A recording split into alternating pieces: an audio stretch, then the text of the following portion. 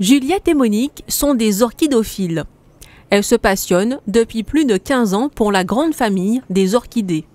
Ces plantes à fleurs qui poussent aux 4 coins du globe peuvent avoir des aspects très variés du fait de leur organisation complexe. Elles se répartissent en effet en sous-familles, tribus, genres, espèces ou encore variétés.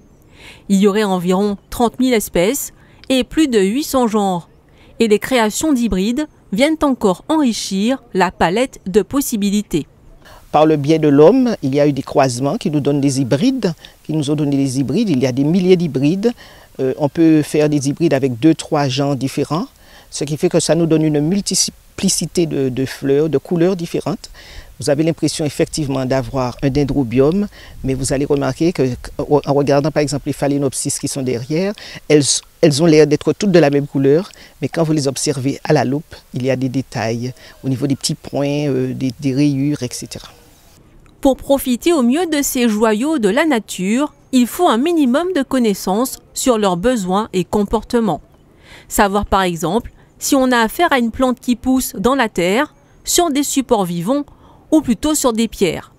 Pour mieux vivre leur passion, Monique et Juliette ont rejoint l'AGO, l'association guadeloupéenne d'orchidophilie, l'abeille d'or, créée à la fin de l'année 1980.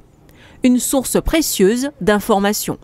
Nous échangeons des idées entre nous, nous échangeons aussi des plantes, bien sûr, et c'est le propre de l'association. Et nous entretenons nos plantes, nous apprenons comment les multiplier, comment les rempoter, comment faire un compost approprié.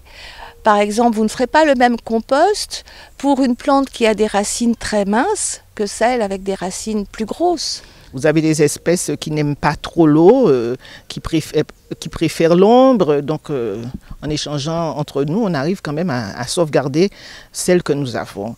Et notre rêve et notre plaisir, c'est de les voir refleurir. Et c'est toujours une surprise quand on se promène. Parce que ce que j'aime bien avec les orchidées, c'est que vous pouvez passer aujourd'hui, vous ne voyez rien. Et demain, vous passez. Vous voyez, tiens, il y a une petite hampe qui commence à surgir. L'association permet aussi de se procurer des plantes rares absentes du marché local. Elle est reconnue comme spécialiste en matière d'orchidées dans le département et travaille en collaboration avec des institutions comme le Parc national, l'ONF et la DEAL pour protéger ces plantes et contribuer à les faire mieux connaître. Nous travaillons d'ailleurs sur un gros projet qui prend beaucoup de notre temps de bénévoles pour essayer de renforcer une toute petite population résiduelle d'une espèce en danger d'extinction qui s'appelle Epidendrum reversianum.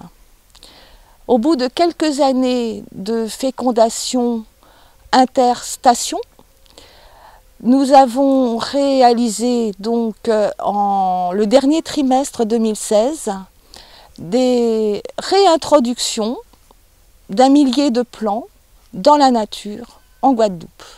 C'est en 2010 que la commission orchidées sauvages de la Guadeloupe a été créée au sein de l'AGO pour s'occuper de la centaine d'espèces locales, parmi lesquelles des espèces endémiques en danger. Chaque année, les membres de l'association sont aussi heureux de partager leur expertise avec le grand public à l'occasion d'une exposition qui a généralement lieu 15 jours avant Pâques.